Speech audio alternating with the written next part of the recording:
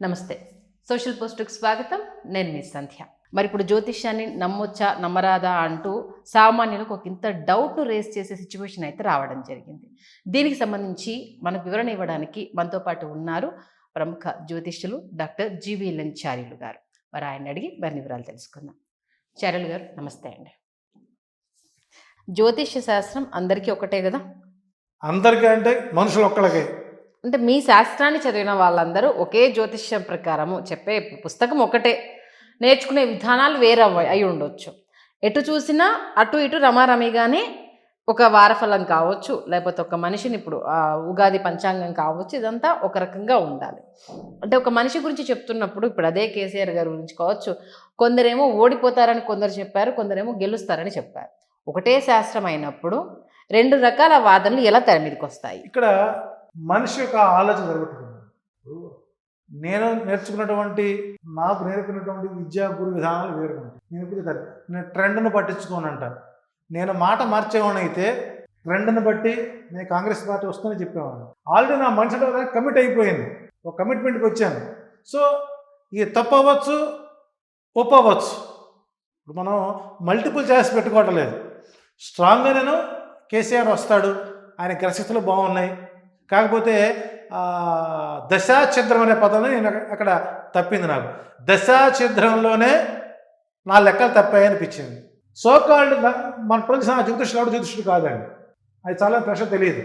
ఎవరైతే ఆ వీడియోలు ట్రోల్ చేశారో సోకాల్డ్ ఆస్ట్రాలజర్స్ ఎవరు కూడాను శాస్త్ర ప్రమాణికత ఉన్నవాళ్ళు కాదు. ట్రోల్ చేసిన వాళ్ళ లేకపోతే వీడియోలో ఉన్న ట్రోల్ చేసిన వీడియోలో ఉన్నవాళ్ళు, మీతో పాటు ఉన్నవాళ్ళు ఉన్నవాళ్ళు. ఓకే, వాళ్ళ జ్యోతిషాన్ని నేను ఒప్పుకోను.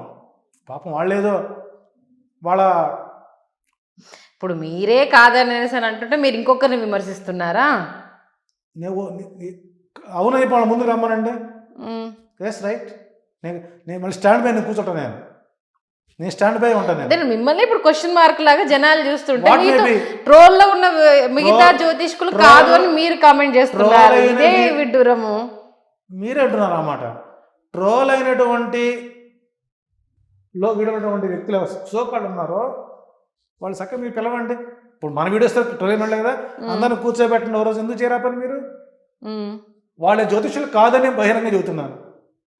వాళ్ళు చెప్పుకుని ఉండవు. చిన్నగా చెప్పాను, సన్యాసి కూడా చదువుతున్నాడు జాతకాలని, ప్రవచనాలు చెప్పేవాళ్ళు జాతకాలు చదువుతున్నారు. అంటే నక్షత్రాల పేర్లు రాసిన జ్యోతిషుడు అవుతాడమ్మా.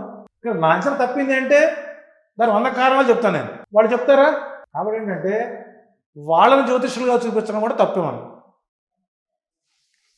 తప్పే. ఇంకో కొత్త కాంట్రవర్సీకి తెరలేదు. 100% ఇది కాంట్రవర్సీ అవ్వాలని చెప్తున్నాను నేను. ఆ చెప్పిన నలుగురు మరి వాళ్ళు ఎందుకు సమాపణ చెప్పలేదు? వచ్చి ఛానల్కి వచ్చి వాళ్ళ దగ్గరికి వెళ్ళారు, ఆయన వివరణ ఇచ్చారు. ఆయన సెకండ్ జ్యోతిష్కుడి పేరు నాకు తెలియదు, ఆయన అయితే వివరణ ఇచ్చారు. ఒక ఆయన దాన్ని పంపించేసే ప్రయత్నం చేశారు. అందులో ఉన్నవాళ్ళు ఇప్పుడు నలుగురు దాంట్లో సోషల్ పోస్ట్ లో 2-3 చెప్పున్నారు. దాంట్లో 2 కాంగ్రెస్ వస్తుందనే చెప్పారు. ఇంకో 2 మీరు ప్లస్ మరి ఆయన రావాలి కదా. మరి ఆయన కూడా క్రెడిబిలిటీ పోగొట్టకూడదు, వచ్చి చెప్పుకోవాలిగా వచ్చి.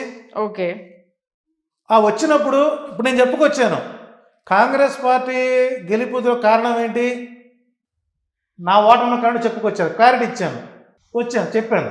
ఆ క్లారిటీ మనం ఇవ్వలేనప్పుడు మన జ్యోతిష్యం కాదండి. చెప్పిన అంశాన్ని నేను చెప్పలేదు, ఆ నక్షత్రాలు బలంగా ఉన్నాయి, మేము గ్రహాలను బట్టి చూడంటే నక్షత్రాలను బట్టే గ్రహాలు ఉన్నాయి, నక్షత్రాలు ఉండవు కదా. కాబట్టి ఇక్కడ కాంట్రవర్సీ కాదండి. జ్యోతిషం అనేవాడు ఒక సిస్టమ్ ఉంది, వాడికి ఒక పదవి, దానికి ఒక గౌరవం, శాస్త్ర గౌరవం మనం గౌరవించుకోవాలి. తప్పు జరిగినప్పుడు బహిరంగ తప్పు అని చెప్పాలి, ఎక్కడ తప్పు జరిగిందో సరిదిద్దుకోవాలి, సరిదిద్దుకొని మరలా అలాంటి పొరపాట్లు చేయకుండా ప్రయత్నం చేయాలి. ఇప్పుడు మనం ఈ వీడియో చేయడం ద్వారా కొంతమందికి అవగాహన అవుతుందిగా, ఈయన ఒప్పుకున్నాడు, సో మిగిలిన వాళ్ళు మనం చేయడం తప్పు చేసాం అంటే. ఇక్కడ తప్పు అనేటువంటి జరిగినప్పుడు అది 100 ఒప్పుకోవడం వల్ల మన గౌరవం పెరుగుతుందండి. ఖచ్చితంగా. కానీ శాస్త్రం అవగాహన లేకుండా, శాస్త్రం మీద పట్టు లేకుండా, శాస్త్రం అంటే తెలియకుండా మేము జ్యోతిష్యం ముందుకు వచ్చి నవ్వులు పాలవుతుంది ఎవరు? నేను నవ్వులు పాలంటే ఓకే, ఇందాక మీరు అన్నారు నేను తీర్చిదిద్దిన విగ్రహాన్నే. ఈరోజు ఏదో తెలంగాణ ఫెయిల్ అయినంత మాత్రాన నేను జ్యోతిషం కాకుండా పోను. నాకున్న గుర్తింపు నేర్చుకున్న విద్య ఊరికే పోదులే. ఊరికే నేను పోదు. ఒప్పుకున్నదంటే అదే. 1-2 ఎవరో తప్పైనంత ఏదో అన్నారని మాత్రాన చెప్పేసి- నేర్చుకున్న శాస్త్రం వృధా అవుతుందని చెప్పలేము. ఇప్పటి వరకు ఇన్ని సంవత్సరాలు అంటే- లేకుండానే ఇంత దూరం వచ్చారా అంటే అనేది ఇప్పుడు దీనివల్ల ఒక గుర్తింపు వచ్చింది ఏంటంటే సోకాళ్ళు ఎవరైతే జ్యోతిష్యులు అని చెప్పుకునే వాళ్ళు భవిష్యత్తులో ఇక వాళ్ళు చాలా కనపడరండి. కనపడరు. కానీ నరసింహాచార్య నిలబడతాడు. ఇప్పుడు నేను గతంలో తీసుకున్నటువంటి ప్రేక్షణ తీసుకుంటాను, ఎక్కడ తప్పు జరిగిందో క్లారిఫై చేసుకుంటాను, నెక్స్ట్ టైం జరగడం ప్లాన్ చేయొచ్చు. సో మనం గతంలో యూవీస్ వెళ్ళాం, సో ఫెయిల్ అయ్యింది.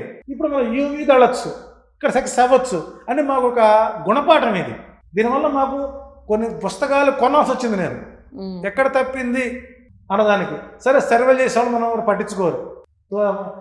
లోకం ఎవరికి జ్యోతిషం లోకం, ఎందుకంటే దీనికి బతికావడం కాబట్టి శ్రీకృష్ణదేవరాయలు విజయాన్ని అపజయం లేకుండా పరిశీలించినటువంటి రాజగురువు తరం వాళ్ళం మేము. కాబట్టి మేము రాజు దగ్గర పనిచేస్తాం కాబట్టి అవమానాలని గౌరవిస్తాం. కావచ్చు. కాకపోతే ఇప్పుడు అదే కదా క్వశ్చన్ మార్క్. మీరన్న రాజగురు తరం వాళ్ళు మీరు కావచ్చు. కాకపోతే అప్పుడు ఉన్న శాస్త్రము, అప్పుడు నేర్పిన విధానము, అప్పుడు నేర్చుకున్న మనుషులు ఇప్పుడు అలా లేరు. నేనున్నాను. ఎవరికి వాళ్ళు అదే కదా చెప్పుకునేది. ఒకరోజు మీకు మీ సోషల్ పోస్ట్ దమ్ము ధైర్యం ఉంటే ఓపెన్ ఛాలెంజ్, నేను జ్యోతిషం చర్చకి రమ్మనండి. ఆయన సవాల్ వేసినంత మాత్రాన రావాల్సిన అవసరం లేదు. మాకు అవసరం అది మీ వ్యక్తిగతం, అది అంటే మీ విజ్ఞత. అది ఇక్కడ నేను అంతే చెప్తున్నా. మీరు సవాల్ చేశారనేసి వాళ్ళు రావాల్సిన అవసరం లేదు కదా. శాస్త్రంలో జ్యోతిష్యుడికి 4-5 ధర్మాలు చెప్పుకొచ్చాడు. మొదటిది సత్యం నిరంతరం వాదించాలి అన్న. అవును. రెండోది గణాంకాలపై పట్టు ఉండాలి, కాలానుధర్మంగా వ్యవస్థలో నిలబడి ఉండాలి. 4వది ఊహాపోహాలకు తాగకూడదు. ఈ 5 ధరలు మా గురువు మాకు చెప్పాడు. అరే నువ్వు తప్పు చేసావు కదా, తప్పును ఒప్పుకో. దానివల్ల నీ శాస్త్రానికి గౌరవం పెరుగుతుంది. నువ్వు తప్పు చేసి తప్పించుకున్నావా, నువ్వు చరిత్రహీనుడు మిగిలిపోతావు. ఆ ధర్మం మనకొద్దు. వాస్తవాలు చెప్పు, మాట కట్టుబడి ఉండు. ఇటువంటి క్వాలిటీస్ ఉన్నవాడు జ్యోతిష్యుడు అని చెప్పి పరాశర మహర్షి మనకి ఇచ్చాడు. కాబట్టి తెలంగాణలో నా ఫలితం ఉన్నంత మాత్రాన నా శాస్త్రానికి వన్నె తగ్గదు. మాలాంటి వాళ్ళం తాత్కాలిక ఇబ్బంది పడతామేమో కానీ తిరిగి మళ్ళీ మా దగ్గరికి వచ్చేవాళ్ళు చాలామంది ఉంటారు. అట్లాగని చెప్పేసి గరికపాటి నరసింహారావు గారు వీడియోలు చెప్పారు జ్యోతిష్యం చెప్పించుకోవద్దని. అవును. మనం ఆయన ఏ కోణంలో తీసుకోవాలి అంటే ఆయన జ్యోతిష్యం అంటే ఆయన చెప్పిన విధానం ఏంటంటే శాస్త్రం ఉంది, అది మార్గనిర్దేశనము అంతవరకే. అది కాకపోతే పిచ్చిగా మూఢత్వంగా వెళ్ళకూడదు అని చెప్పారు ఆయన. లేదు శాస్త్రం లేదు ఒకటి అంటే మీరు అన్నారు కాబట్టి ఆయనకు చాలా క్లియర్ కట్ గా శాస్త్రం లేదని చెప్పలేదు. కానీ ఏంటంటే ఈ టైం చూసుకొని వెళ్తాము, అది చూసుకొని వెళ్తాము, ఇది పడితే ఏదో అయిపోతుంది, దీనికి ఏదో పరిహారం చేసుకోవాలి, ఇలాంటి మూఢనమ్మకాలు నమ్మొద్దు. కానీ శాస్త్రం ఉంది అని చెప్పారు ఆయన. జ్యోతిష శాస్త్రం వ్యక్తిగత జీవితం మీద 25% పనిచేస్తుందని, ఇది కేవలం ఒక దిక్సూచి లాంటిదని, ఒక గొడుగులాగా రక్షణ తప్ప పూర్తి స్థాయిలో జాతకం వ్యక్తిగత జీవితానికి పనిచేస్తుందని నేను చెప్పను. గతంలో చెప్పున్నాను, ఇప్పుడు చెప్తాను. అంటే ఇప్పుడు వచ్చేది విభిన్నమైన కోణం కాబట్టి ఆ కోణంలో మేము ఇరుక్కున్నాం కాబట్టి అందులో నుంచి బయట రావడానికి నేను చెప్పిన దాన్ని చెప్పదు ఎట్టంటాను. నేను పబ్లిక్ డొమైన్ ఉన్నది. ఇంకా కొంతమంది జ్యోతిష్యులు అయితే డబ్బులు ఇచ్చి వీడియో తీయించేశారు. అవి కోసం మీకు తెలియదు, ఇంకా కనపడడం తక్కువ. ఇంకా చాలామంది జ్యోతిష్యులు ఏ ఛానల్లో అయితే వీడియో పెట్టించారో ఆ ఛానల్లోంచి వీడియో తీయించేశారు బయటికి. అంత మాత్రాన వాళ్ళు ఉన్నతులను అనుకోవడం లేదు కదా. అసలు ఇంకో యాంకర్ అయితే డైరెక్ట్గా మీరు నాకు 64 సీట్లు వస్తాయి కరెక్ట్గా చెప్పారండి, అది ఎలా జరిగింది? కవర్ చేసేవాళ్ళు ఉన్నారుగా. ఇక్కడ మనం కవర్ చేయట్లేదు, మేకప్ వేసుకోవట్లేదు. సోషల్ పోస్ట్కి మనం విలువిచ్చాం కాబట్టి, ఆ ప్రేక్షకులను మనం విలువిచ్చాం కాబట్టి నేను ధైర్యంగా నేను వస్తాను బలతారీఖునని చెప్పి చెప్పడం జరిగింది. అంత మాత్రాన నా శాస్త్రం నవ్వుల పాలు కాలేదు, నేనే నవ్వుల పాలు. ఇంకా నాకు మంచి పేరు వచ్చింది ఎవరైనా చెప్పాలంటే. ట్రోజన్ వాళ్ళు ఎవరు మన దగ్గర రారండి.